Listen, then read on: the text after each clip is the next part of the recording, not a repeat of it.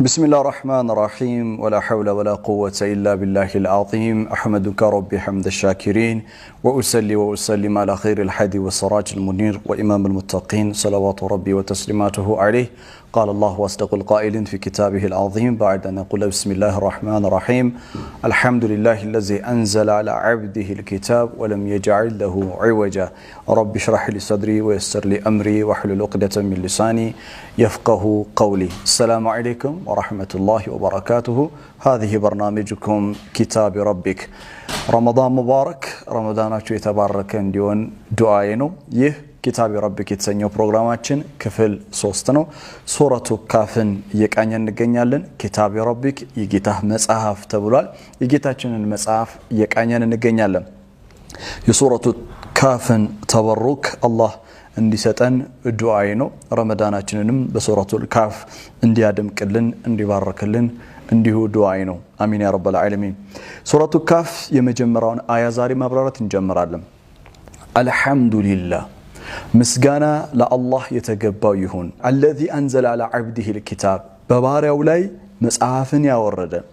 ولم يجعل له عوجا በመጽሐፍ ውስጥ ምንም አይነት ጥመትን ያላደረገበት ይላል በግርድፉ ሲተረጎም ይሄ ነው አሁን አንድ ባንድ ቃላቶቹን እያነሳን እንተረጉማለን አልহামዱሊላህ ለምንድን ነው ብሎ የጀመረው ሱረቱ ካፍ በነብያችን አለይሂ ሰላቱ ወሰለም ላይ ቁርአን በመውረዱ ይህ ድንቅ ኪታብ በመውረዱ ለአላህ ለነብዩ ነው የወረደው አይደል ለነብዩ ኪታቡ በመውረዱ ከኛ የሚጠበቀው ነገር በነብዩ ላይ አላህ ኪታብ ስላወረደ አላህን ማመስገን አለብን ካአኖ ምን ማለት መሰላችሁ አልহামዱሊላህ በነብያችን ላይ ከሁሉ ፍጥረት መርጦ በነብያችን አለይሂ ሰላቱ ወሰለም ላይ ቁርአንን ያወረደ ጌታ አልহামዱሊላህ ሱብሃንአላህ ይኖ ነብዩን የተሸለሙት ሽልማት አርጋችሁ አስቡት ለነብዩ የተሰጠ ስጦታ አርጋችሁ አስቡት ለነብያችን አለይሂ ሰላቱ ወሰለም ይሄ ድንቅ ስጦታ ቁርአን ስለተሰጠ እኛ አላህን እናመሰግናለን አልহামዱሊላህ الذي انزل على عبده الكتاب አልহামዱሊላህ ስንል ምስጋና ነው ለአላህ ምስጋና ይገባው ይያለን ነው ቁርአን ውስጥ አይታችሁ ከሆነ ሐምድ የሚባል ነገር አለ ሽኩር የሚባል ነገር አለ ሐምድና ሽኩር ሐምድ ማለት አላህ በጌትነቱ በሞገሱ በታላቅነቱ በማንነቱ ምስጋና ይገባዋል ማለት ነው ለዛ ነው የፋቲሃ የመጀመሪያው ትምህርት አልহামዱሊላህ ነው የኛ መጽሐፍ የሚገርም መጽሐፍ ነው እኮ ሱብሃንአላህ ኪታቢ ረቢክ ነው አደረሳችን የሚገርም እኮ ነው የኛ መጽሐፍ ማንኛውም ሰው የሆነ ፍጡር ጅን የሆነ ፍጡር አቅል ያላቸው ስለሆኑ ማለት ነው ጅኖች ሰውም ጅንም የመጀመሪያው የቁርአን ትምህርት ምንድነው ብሎ ቢከፍት የመጀመሪያው የቁርአን ትምህርት አልহামዱሊላህ ነው بسم الله الرحمن الرحيم الحمد لله رب العالمين ለምንድነው አልহামዱሊላህ ነው the first lesson of revelation ነው gratitude ነው ምስጋና የቁርአን የመጀመሪያው ትምህርት ነው የጥበብ መግቢያው የውቀት መጀመሪያው አድርጎ ነው ያቀረበው ምንን ምስጋና ምክንያቱም ምስጋና ሳይኮሎጂካሊም ስፒሪቹዋሊም ያለው ትሩፋት ብዙ ነው እጅግ በጣም ብዙ ነው ቁርአን ውስጥ እኛ የነብዩ ሰለላሁ ዐለይሂ ወሰለም ኡማ የሐምድ ኡማ ነን መገለጫችን አይደንቲቲያችን ማንነታችን ምስጋና ነው አይገርምም ሙስሊሞች አይደንቲቲ ያለን አይደንቲቲያቸው ምንድነው ከተባለ ማመስገን ነው በየትኛውም ሐል ውስጥ ሆነን ከኛ አንደበት የሚሰማው ነገር ምስጋና ነው አልহামዱሊላህ ረብል ዓለሚን በቀን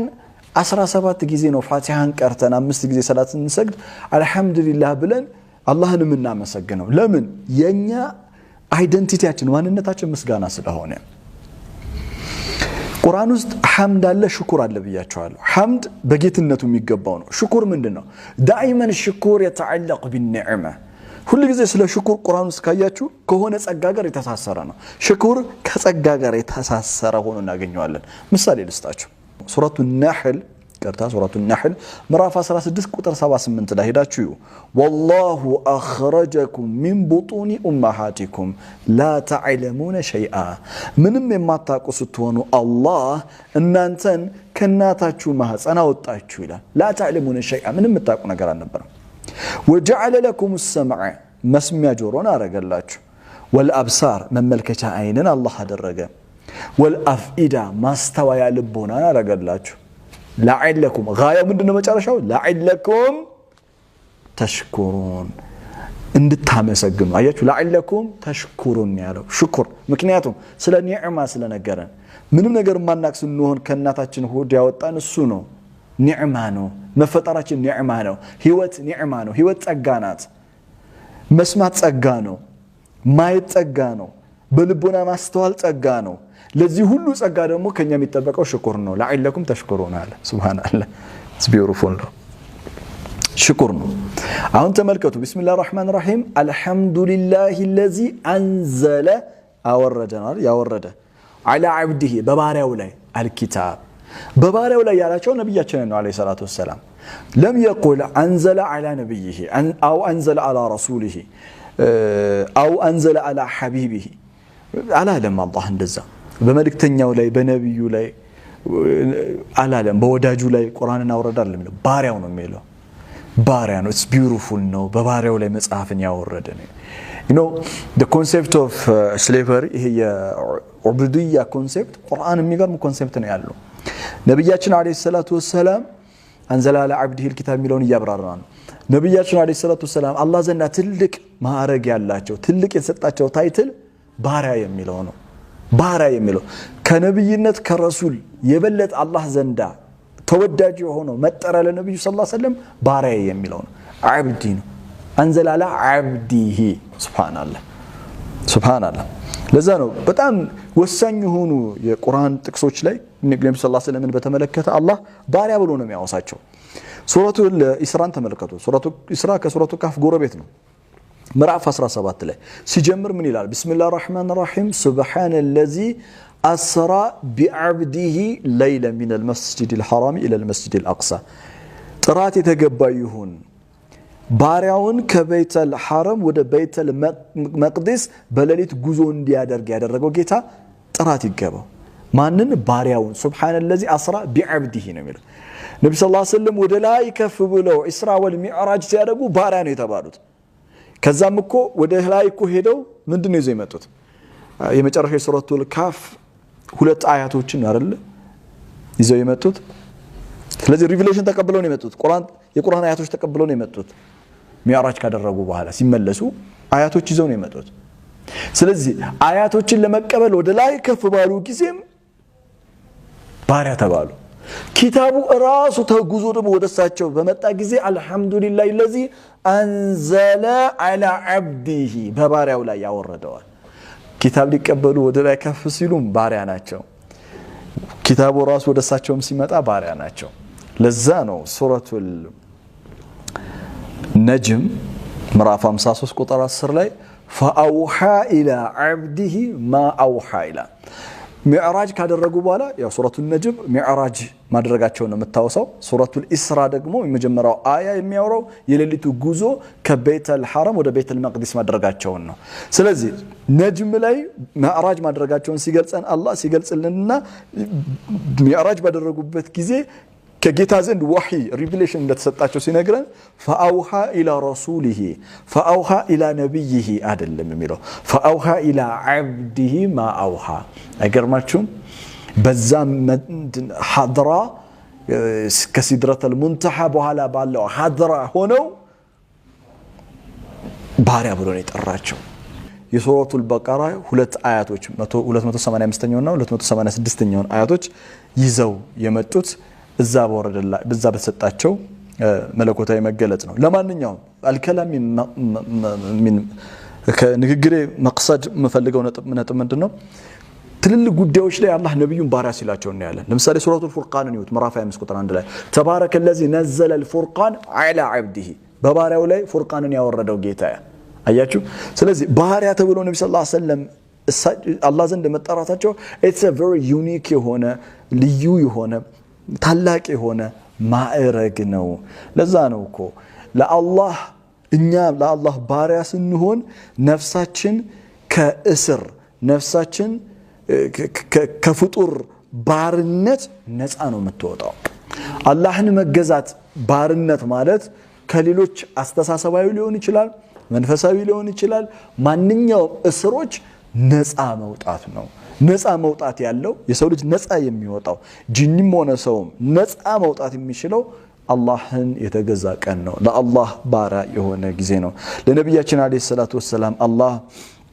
ያልተማሩ ናቸው ኡምይ ብሎ ይገልጻቸዋል ማንበብና መጻፍ የማይችል ነብይ ነው ይላቸዋል هو الذي بعث في الأميين رسولا منهم ነብዩ ሰለላሁ ዐለይሂ ወሰለም የተላኩበት ማህበረሰብም illiterate ናቸው ማንበብና መጻፍ የማይችል ሶሳይቲ ውስጥ ነው የተላኩት ሆኖም ግን ይህ ድንቅ የሆነው መጽሐፍ ከአእምሮ በላይ የሆነው መጽሐፍ ዘላለማዊ መቆየት የሚችል ማለትም እስከ ትንሣኤ ቀን ድረስ መቆየት የሚችል ትላንት የነበሩ ትውልዶችን ማናገር የቻለ መጽሐፍ ትላንት ለነበሩ ትውልዶች ችግሮቻቸው መፍትሄ መስጠት የቻለ መጽሐፍ ዛሬ ላለነው ትውልዶች ለችግሮቻችን መፍትሄ መስጠት የሚችል መጽሐፍ ወደፊት ለሚመጡ ትውልዶች ለችግሮቻቸው መፍትሄ መስጠት የሚችል ሙህደስ የሆነ አዲስ የሆነ ሁሉ ጊዜም ተጽኖ አዲስ የሆነ ሐሳቦቹ አዲስ የሆነ መንፈሳዊ ስጦታዎቹ አዲስ የሆነ አእምሮ መባረኩ አዲስ የሆነው መጽሐፍ ለነብዩ ሰለላሁ ዐለይሂ ወሰለም የወረደው ነብዩ ሰለላሁ ዐለይሂ ወሰለም የተማሩ ስለነበር አይደለም ነብዩ ሰለላሁ ዐለይሂ ወሰለም ዲፕ ፊሎሶፊካል ቲንኪንግ የነበራቸው ሰው ስለሆኑ አይደለም ወይም ነብዩ ሰለላሁ ዐለይሂ ወሰለም ፖለቲካል ፓወር በቁረይሾች ውስጥ ስልጣን የነበራቸው ሰው ስለሆኑ አይደለም ወይም በማህበረሰብ ውስጥ ገዢ ስለሆኑ አይደለም በሐሳባቸው በንግግራቸው ማህበረሰብን ይገዙ ስለነበርም አይደለም ባጭሩ it has nothing to do with the worldly matter ዓለማዊ ጉዳይ ጋር የተያያዘ አይደለም በቃ it is the matter of the heart ነው የልብ ጉዳይ ነው يتعلق بالقلب ነው መልእክተኛው አለይሂ ሰላቱ ወሰለም የሳቸውን አይነት ንጹህ የሆነ ልብ ማንንም አልነበረው ሊኖርም ከዚህ በኋላም ሊፈጠር አይችልም የሳቸውን አይነት ንጹህ የሆነ ልብ ያለው ባለ ንጹህ ልብ ናቸው ባለ ብሩህ አእምሮ ናቸው the excellence of spirituality የመንፈሳዊነት ጥግ ላይ የደረሱ ናቸው መልእክተኛችን አለይሂ ሰላቱ ወሰለም ለአላህ ፍጹም ታዛዥ የሆኑ ባሪያ ናቸው ባሪያዬ በመሆንህ ምክንያት ልብህ ንጹህ አእምሮህ ብሩህ የላቀ ከሁሉም ነገር ደግሞ ለኔ ፍጹም ታዛዥ የሆንክ ባሪያ በመሆንህ ይሄ ኪታብ ላንተ ይገባሃል ብሎ ሰጣቸው አላህ ሰው የነብዩ ሰለላሁ ዐለይሂ ወሰለም ቀደር ማወቅ የሚችለው ቁርአንን ማወቅ ሲችል ሰው የነብዩ ሰለላሁ ዐለይሂ ወሰለም ግሩም የሆነ ስብዕና ፐርሰናሊቲ የሚረዳው ቁርአንን ሲረዳ ውስጥ ቁርአን ውስጥ ስትገባ ከአንከ ተድኹል አንተ የምትገባው የት እንደሆነ ታውቃለህ የነብዩ ስብዕና ውስጥ ነው አለይሂ ሰላቱ ወሰለም ከዛ ትደነቃለህ እውነትም ሰደቀላሁ العظيم ትላለህ ሱረቱል ሙዘሚል ላይ ያለውን ቁጥር 5 ላይ ያለውን አያ ስታነብ ኢና ሰኑልቂ عليك قولا ثقيلا ኃይለ ብርቱ የሆነ ቃል ነው ወደ አንተ ምናወርደው በምን ጉልበት ቻሉት ያ ረሱላህ ሰለላሁ ዐለይሂ ወሰለም لو انزلنا هذا القرآن على جبل لرأيته خاشعا متصدعا من خشية الله መልእክተኛው ግን እንዴት ነው የቻሉት አለይሂ ሰላቱ ወሰለም ተራሮች እኮ አይችሉትም ማለት አይችሉትም በምን አይነት ንጹህ ልቦና ቢሆን ነው የተያዘው በምን አይነት የጠራ ሩህ ቢሆን ነው ይቃል የተያዘው سبحان من انزل هذا الكتاب سبحان من اكرم نبيه صلوات ربي وسلامه عليه بهذه الكتاب العظيم በዚህ ታላቅ መጽሐፍ ነብዩን ያላቀ ነብዩን ያከበረ ጌታ ጥራት ይገባው እውነትም ለሳቸው መውረድ ይገባዋል ይህ መጽሐፍ አልহামዱሊላሂ الذي انزل على عبده الكتاب ቴክኒካሊ የሆነ ነገር ነው ማውራችሁ ይቅርታ ጠይቃለሁኝ ግን ኢንሻአላህ ትረዱኛላችሁ ብዬ ተስፋ አደርጋለሁ አልহামዱሊላሂ الذي انزل على عبده ሳይሆን ያለበት በአረበኛ ቋንቋ ማለት ነው አልহামዱሊላሂ الذي انزل الكتاب على عبده انزل الكتاب على عبده መጽሐፉን አወረደው በማን ላይ በባሪያው ላይ ቁርአንን ግን ስታዩት አንዘለ الكتاب على عبده አይደለም የሚለው ቀይሮታል አልহামዱሊላሂ الذي انزل على عبده كتاب ነው ያለው ከኪታብ ያስቀደመው ባሪያ የሳቸውን ባርነት ነው ምን እንደሚያሳይ ታውቃለህ ከኪታቡ በፊት እሳቸውን መጥቀሱ የሳቸው ባርነት ይደንቃልን ይያለ ነው አላህ የሳቸው ባርነት ግሩም ነው ይያለ ነው ኪታቡን ከመጥቀሴ በፊት በሳቸው ላይ የወረደውን ኪታብ ከመጥቀሴ በፊት ስለሳቸው ላውራህ ይያለ ነው ስለሳቸው ደግሞ ሳውራ ስለ ነብይነታቸው ስለ መክልተኝነታቸው አይደለም ስለ ባርነታቸው ስለ ድንቅ መንፈሳዊ ኃይላቸው the power of his spirituality የነብዩ ሰለላሁ ዐለይሂ ወሰለም የመንፈሳዊነት ጉልበቱን ነው የሚያስረዳ አልহামዱሊላሂ الذي انزل الكتاب على عبده ነበር ምን ጠብቀው ቀየረው አላህ على عبده الكتاب على لمن تكريما للنبي عليه الصلاه والسلام it's just beautiful it's amazing ነው ሚደንቅ ነው ሱብሃንአላህ ለማንኛውም الحمد لله الذي انزل على عبده الكتاب ولم يجعل له عوجا ሚለውን እናብራራ ባጭሩ ولم يجعل له عوجا ማለት እንተረጉመው ባጭሩ መጀመሪያ በውስጡ ምንም አይነት ጥመት አላደረገበትም ማለት ነው ግን ምን ማለት ነው በመጽሐፍ ውስጥ ምንም አይነት ጥመት አላደረገበትም ማለት ምን ማለት ነው ولم يجعل له عوجا እናብራራ it's a very deep concept ነው በጣም ጥልቅ የሆነ እሳቦት ነው ولم يجعل له عوجا في اللغه العربيه اعوج ማለት اعوجاج በአረበኛ አንድ ነገር እንደዚህ እየሄደ ያለ ከዛ በኋላ ዞር ማለት ነው የሆነ ቦታ ላይ መጣመም ነው ኦኬ ቀጥ ያለ ነገር ባር ከዛ ሲጣመም عوج ይባላል ለምሳሌ رجل فيه عوج او في كلامه عوج እንላለን في اللغه العربيه ሰውየው ሲናገር عوج አለበት ማለት ንግግሩ በሙሉ የተምታታ ነው የተወሳሰበ ነው ክሊር አይደለም የሆነ ነገር ይጀምርና ሌላ ነገር ውስጥ ይገባል አንዳንድ ጓደኛ ላየም ባንበው 30 ደቂቃ ቁጭላችሁ አወራታችሁ 30 አጀንዳ ነግረዋል عوج አለው في كلامه عوج ነው ይህ መጽሐፍ عوج የሚባል ነገር የለውም ይላል ምን ማለት ነው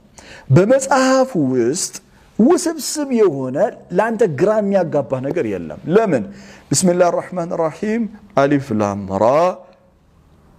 كتاب احكمت اياته ثم فصلت